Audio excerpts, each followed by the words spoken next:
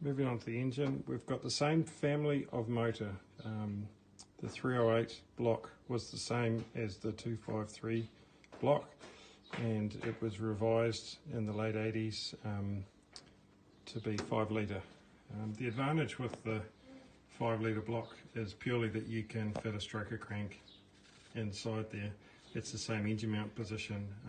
Does have the turbo bell housing. However, the turbo 350 is superior and more commonly to work on than a Trimatic.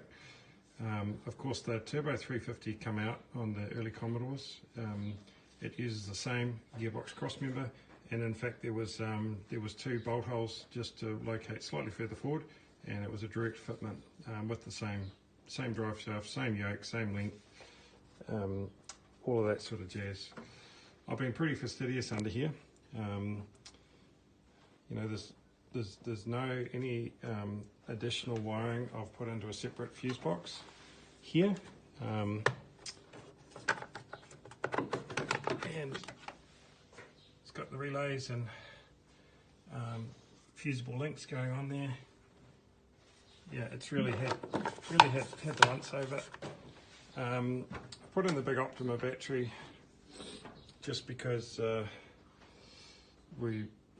it's 10:1 compression, or 10.2:1, and we just wanted to put the fancy starter with the big 11-tooth pinion.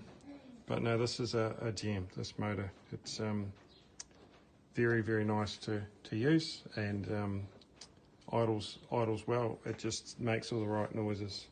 It's got electric fuel pump.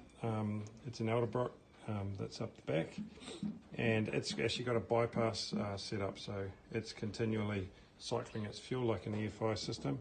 But there's no mods on this car that's involved cutting or modifying. We just literally run another pipe, a larger pipe for the fuel pipe, and yeah, run it back. This breather box is not quite what it seems. In fact, one of these breathers is plugged off completely, and the other one's just got an 8mm valve. The main reason is, you know, this is a road going car. We don't want it to be stinky. So this line here actually goes to a PCV into the back of the car, and it's constantly under vacuum, this breather box. One of these, I think this front one, does have an 8mm hole in there, so when you're giving it the jandle, I mean, if you're opening up 470 horsepower, it's going to want to breathe a bit. It will come out the hole ultimately, but the goal is that most of the smells are just going to go back into the car where they should go. The other thing is that although it's the 304 block, we've retained the 308 setup. So we've got the alternator on the driver's side and the power steering pump on the passenger side.